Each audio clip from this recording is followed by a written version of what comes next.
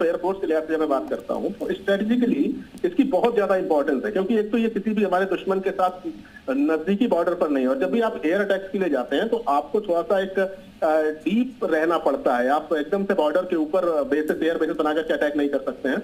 तो उस लिहाज से उत्तर प्रदेश की लोकेशन बहुत जबरदस्त है। अगर आप पाकिस्तान के ऊपर भी अटैक करना है तब भी आप यूपी के एयर बेसिस का इस्तेमाल करेंगे, आपको चाइना के ऊपर अटैक करना है तब भी आप यूपी के एयर बेसिस का इस्तेमाल करेंगे और दुश्मन आप तक पहुंच नहीं बना पाएगा। तो स्ट्रेटेजिकली उत्तर प्रदेश की इंपॉर्टेंस है, और इसी वजह से आप देखेंगे जो भी टच डाउन की जो भी प्रैक्टिसेस हो रही हैं वो यूपी के एक्सप्रेसवेज में ही हो रही हैं।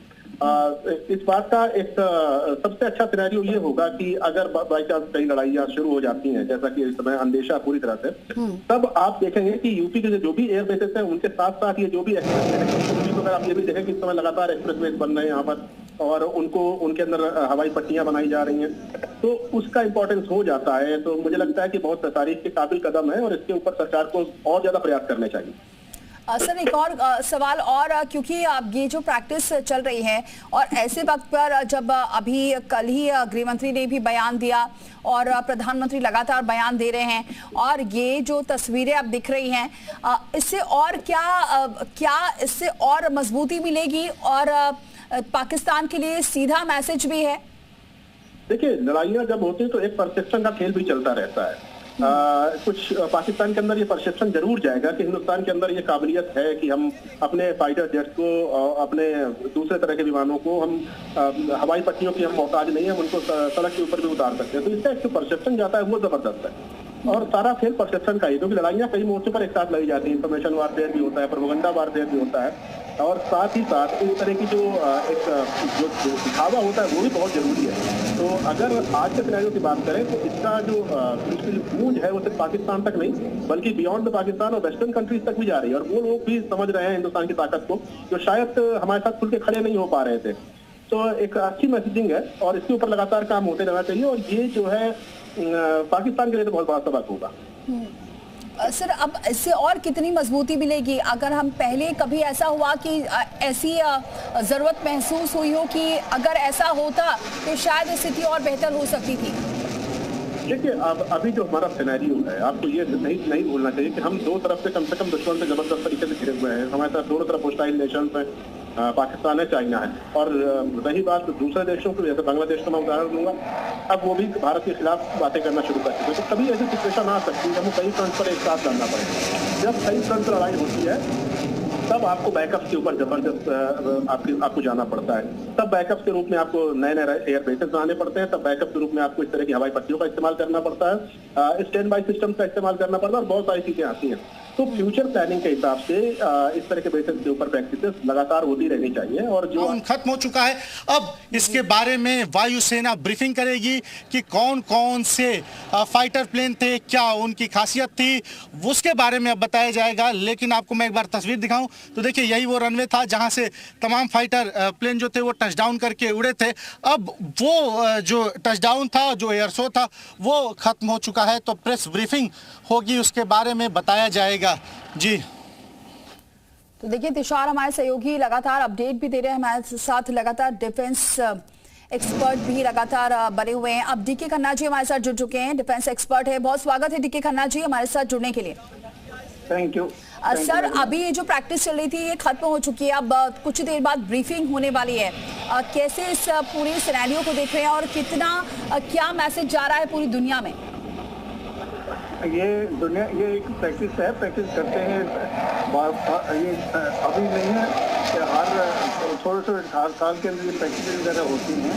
और इस के जरिए ये है, आजकल तो आपने देखा होगा कि आमतौर पर क्या होता है कि मेन जहाँ पर हमारे जो एयरफील्ड वगैरह हैं वहाँ पर हो सकता है कि वहाँ पर वो कुछ बम्बार्डिंग मूवमेंट करे, तो कोई दूसरी जगह पर जो है ऐसे एयरफील्ड हैं या कोई ऐसे रनवेज वगैरह है या जैसे हाईवेज वगैरह है, वहाँ पर मतलब जो उनको जो है एज ए स्टैंड बाय वहाँ जो है बनाया जाता है। तो ये उसकी प्रैक्टिस करते रहते हैं, शाहजहाँपुर भी किया भी प्रैक्टिस करने के लिए।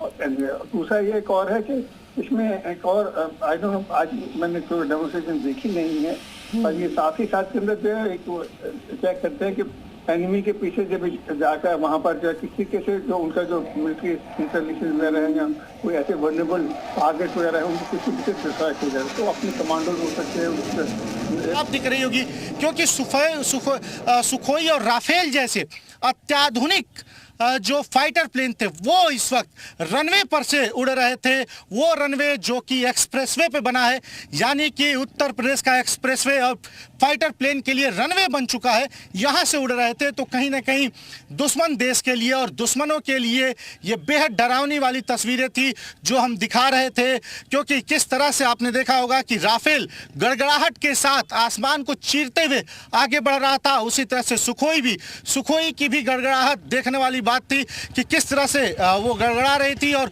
गड़गड़ाते हुए वो आगे की तरफ बढ़ रही थी। तो ऐसे में कहीं ना कहीं पाकिस्तान और उसके अलावा जो दुश्मन देश हैं उनको ये तस्वीर कहीं ना कहीं काफ़ी भयावह लग रही होंगी, वो काफ़ी डरा रही होंगी। जी, तो तस्वीरें इस वक्त जो देख रहे हैं देश दुश्मनी पाकिस्तान खास तौर से और पूरी दुनिया ये जो ताकत आज देख रही है, इसका संदेश बिल्कुल साफ है कि भारत कितना ताकतवर है। और डीके खन्ना जी हमारे साथ लगातार बने हुए। सर, अगर क्योंकि ये जो तस्वीरें लगातार जो हमारे सहयोगी भी बोल रहे हैं, जो पूरी दुनिया देख रही है, इससे मैसेज क्या जा रहा है, खासतौर से अभी जो स्थिति बनी हुई है पाकिस्तान के साथ, तो पाकिस्तान की तरफ क्या मैसेज जा रहा है? सेटल्ड है, उन्होंने कोई शक ही नहीं है, उनका भी ये नहीं समझ में आ रहा कि क्या किया जाए। तभी तो आपने देखा होगा कि वो पाकिस्तान चाहे वो प्राइम मिनिस्टर वगैरह है या चाहे बाकी वाले मिनिस्टर वगैरह हैं, वो अभी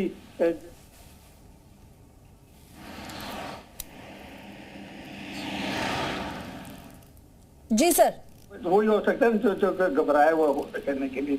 तो ये मतलब जो है इस टाइम के अंदर जो पाकिस्तान की हालत बड़ी खस्ता है और वो मेरे ख्याल खर्च कर रहे होंगे।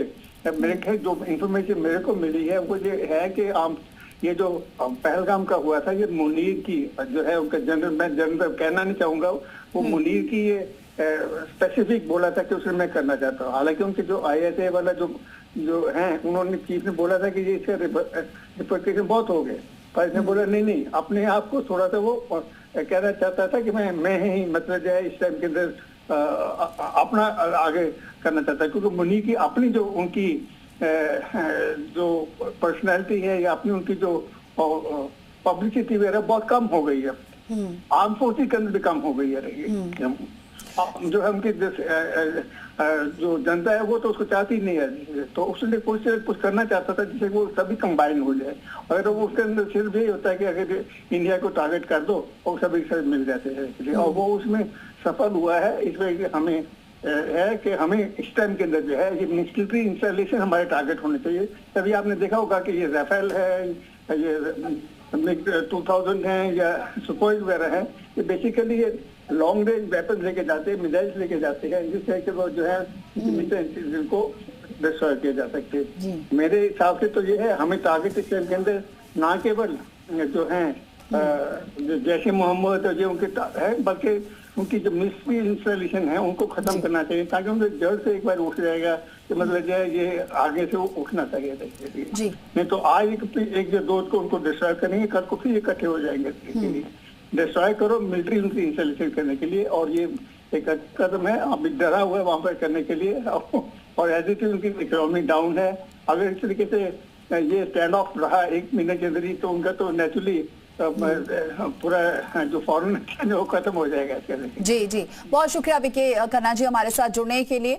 तो लगातार ये तस्वीरें दिखाते रहेंगे। फिलहाल वक्त एक छोटे